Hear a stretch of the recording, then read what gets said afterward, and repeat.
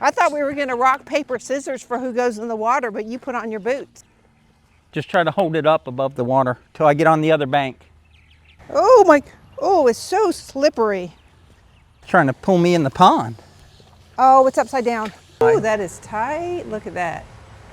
Did it make That's it? close. Yeah, you're good. It'll come. All right, I can watch the bucket. Oh, that's so close. Look. You just watch that right side. No? No, you're good. You're good. If you got the bucket got it? cleared, Clear? you were clear. That was tight. I didn't think it would come out. All right, let's go down to the pond and try this. That's a nice backup camera. Yeah, it is. I like that backup camera. I mean, I think it's nicer than one in my car.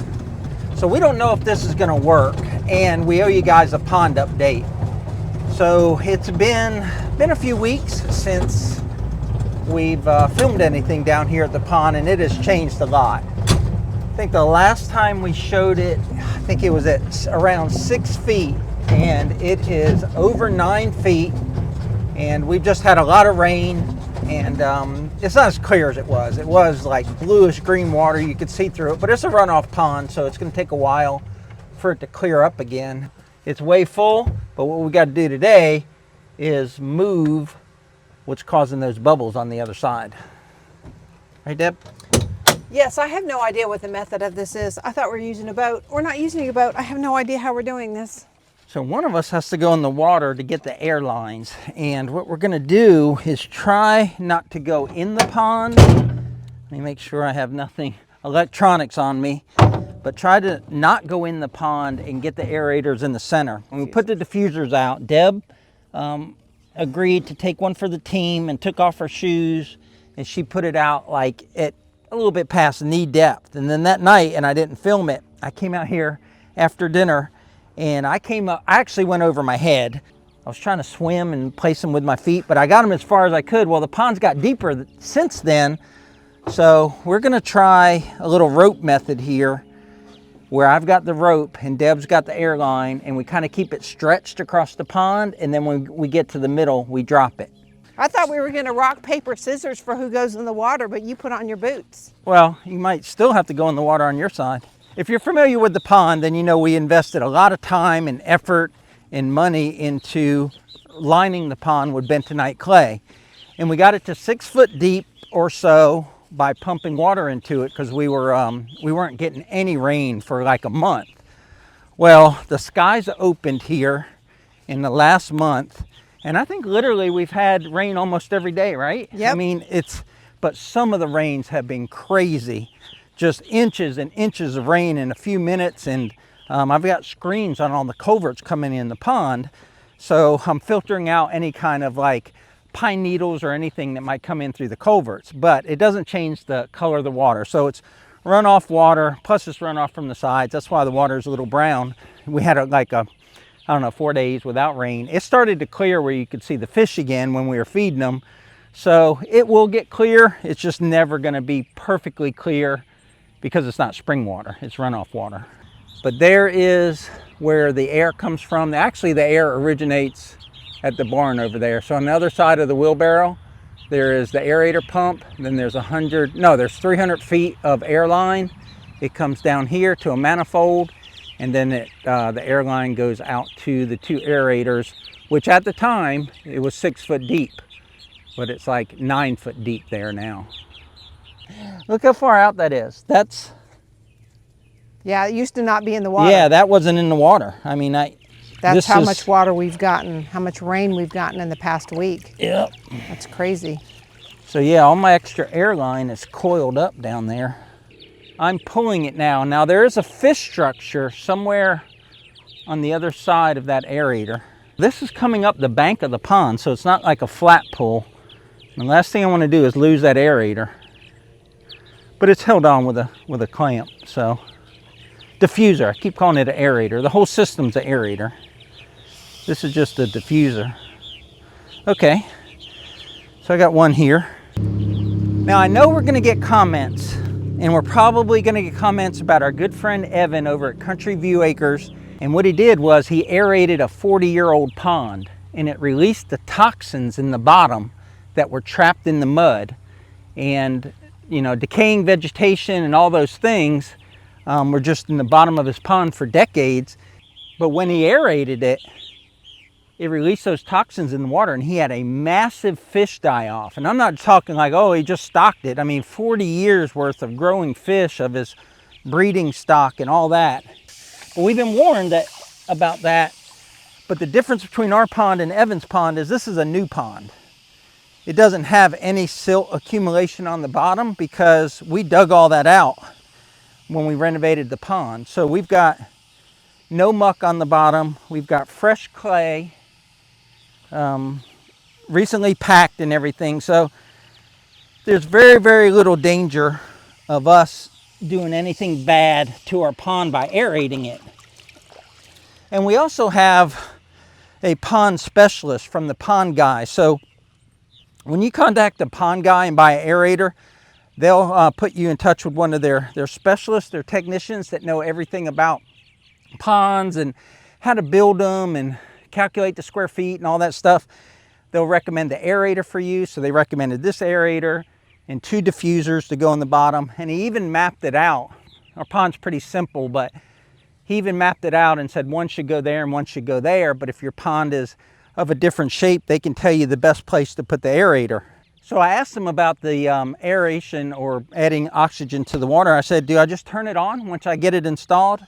And he said, no. He said, to be safe, even though I don't think there's going to be a problem, he said, turn it on for 30 minutes one day, and then the next day, double that to 1 hour. Then the next day, double that to 2 hours. He said, until you work your way up to where you could run it 24/7. We've been aerating like 2 or 3 hours at night and then 2 or 3 hours in the morning. But it's only been on this 1/3 of the pond because the aerators are not out in the center.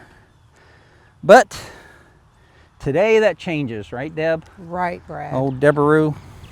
So we're going to leave the aerator running. Hopefully that'll keep it right side up. But here's my theory. My theory is I take this and loop it around here somehow. All right, Deb, come over here and just keep that from moving when I pull this rope. When it's all done, have it sitting like that, I guess. And then I should be able to pull one rope out when we get it to where we're going to put it. He's got a method to his madness. Just thread that through. You're almost at the center part. Just try to hold it up above the water till I get on the other bank. Let some line out. I can't hold it up over the water, though. You're fine. You're fine. Just keep doing what you're doing. Just if it goes under, it goes under. Let out some line. Let out some line. If it hits the water, it's fine. It's gonna. It's fine. It's fine. It's upright. Now there's a fish structure between, so you got to kind of cheat over to the measuring thing. Oh my! Oh, it's so slippery. Is it upright? Okay, it's up right there. Yeah. Okay, let go of it. Trying to keep it tight where it stays above until we're ready.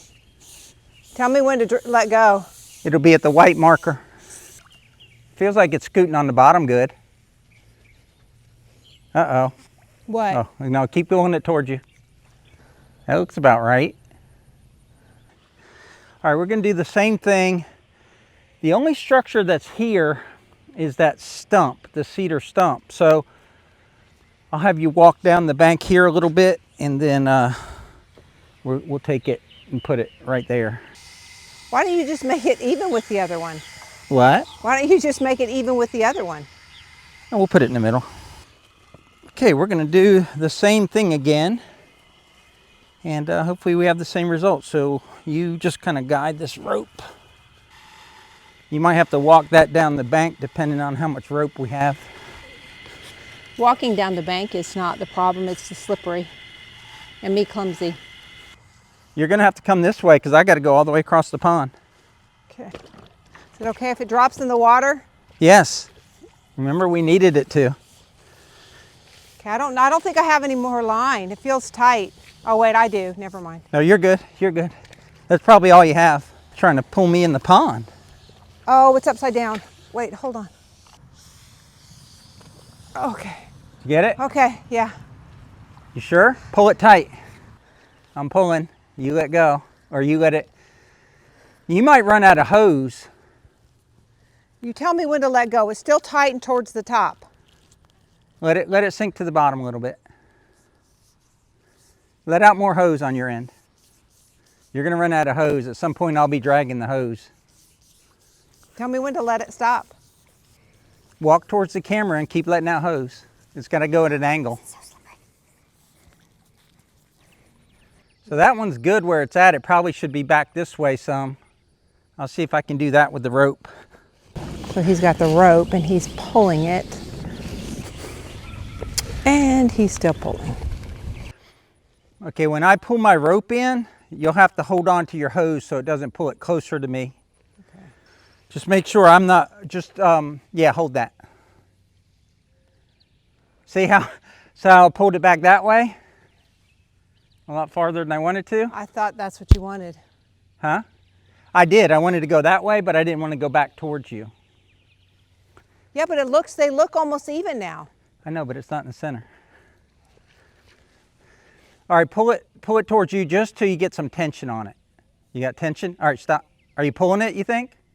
I don't feel like it. I think it's a So great make spot. sure you have tension on your line so that I don't pull it closer to me when I pull my rope. Okay, hold on. Are you wanting to pull it? Yeah, right there. Right there's good. Now you hold that and I'm gonna pull my rope out. Okay. Bella loves her side-by-side ride.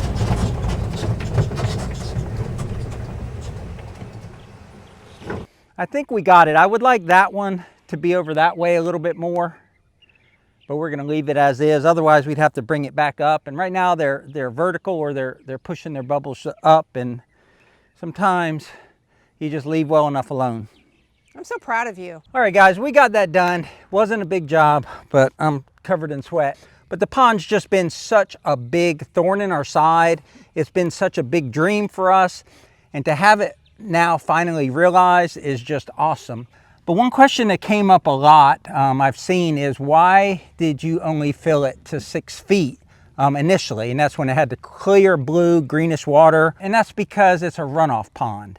And the only way it gets water is if it rains and water runs off from our land or our neighbor's land, or you pump water into it. And once you tighten that bentonite up with the vibratory packer that we used, you have to wet it. You can't let it get dry and crack again, or else you could possibly have leaks in your pond. So we had to immediately get water in it. And so we did, and we got it to right about the 6 foot level. And that's where we decided, even though people came on the property and said, is your pond low? And we're like, well, 6 feet is where we're gonna maintain it. So in times of drought, lack of rain, whatever, we'll always keep it at 6 feet because that's enough water to sustain the fish we want in there. Well, not only that, the fish guy that we got the fish from, a microbiologist, actually said deeper is not better when it comes to fish. He keeps his ponds at chest level, so he said 6 foot was a good level for fish too. So another question or another comment was, it looks like it could be deeper. Well, the marker in the middle goes up to 10 feet, and it is about 8 to 9 inches below that marker. So it's like 9 feet 3 inches, something like that right now, 9 feet 2 inches. When it gets to the top of that marker, it still probably has a couple more feet to go, but then it's going to start backing up the culverts, and it could possibly water start coming over the driveway. So I would say we could go to 12 feet before we're going to have to drive through water to get out of our property. Now, typically that water will soak in when it's out here all around the pond, but we do need an overflow, because that was another question. Where's your overflow? Well, we don't have an overflow because we've never had an overflow issue. But we've got it planned. We got to go 300 feet or more to where we get some drop off where the water will drain out of the pond. So that's up and coming.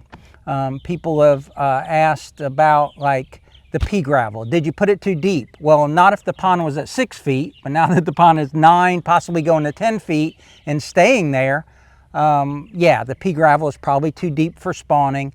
So we might have to add some more pea gravel. We wish our water was a little clearer, but we are affiliated with the pond guy, and they've given us a whole pond cleaning kit. So we've got the bacteria, we've got the muck remover, which we don't really have muck yet. We've got the pond blue dye, And all that stuff is non-toxic to the fish. It's all about having cleaner, clearer water, so you have a more aesthetically pleasing pond. But our fish guy said that's just for people, right? What did he say about having a super clean, clear pond? He said the fish, he said in nature, you don't see that. Fish don't need it. Fish like phytoplankton, they like their natural habitat. They don't need deep water. So yeah, that, like you said, they don't need clear water. They don't need blue water. Right. Those are just things for that, people that look good, that we think look pretty, but fish don't care, don't need it. We seeded the bank. People have said, are you going to seed the bank? When I did final grade on the bank, I put down probably 40 pounds of Bahia seed, and 40 pounds is like enough to do 2 acres, and it's only a 1/4 acre pond. A lot of it is wait and see. Like, we're not going to have exactly a perfect pond on day one. The primary goal was to have a pond that didn't leak. I think we can check that off. People asked, are we going to do a dock? That's another, we got to kind of take it as it goes type of thing, because we were planning our dock and patio, or a concrete place where we wouldn't have to sit in the grass and feed the fish. Well, we're 3 feet above that now. So if we had built that a month ago, it would be underwater. So we're just we might take a year before we actually do something like that, because we just don't know where the pond will hold. We found that we really don't want it to go below the 8-foot mark, but because the pond is shaped like a champagne glass, it'll be a lot harder to maintain it above 6 foot because it gets wider and it'll take more water. But 8 foot is kind of in our mind where we'd like to keep it going forward. Fish. So the fish are now 2 months old, but the catfish went in it like that, right? And I'd say the catfish are like that in 2 months. And just about every night I get a really good fish frenzy when I feed them. The brim went in like that small, and we got brim probably like that now. There's 150 brim and shell cracker. I know I see a lot closer to 25 catfish than I see 150 brim and shell cracker, but we've only found 2 dead fish floating around the edge of the pond. Last thing, I guess, unless you think of something, Deb, I want to concrete all the culverts. Now, we already have videos out of where they're concreted, but we have a lot of loose rocks and stuff at the top, and I want to make that prettier and just do some more type of erosion control over the coming years. I mean, it's not a priority right now. The pond doesn't leak. The pond has fish. We're happy. That's going to wrap it up. Over to you, Deb. Well, that's going to wrap it up. He pretty much said it all. I don't think there's anything left to say. You guys take care out there. Be kind to one another, and God bless. We'll catch you on the next video, guys. Take care.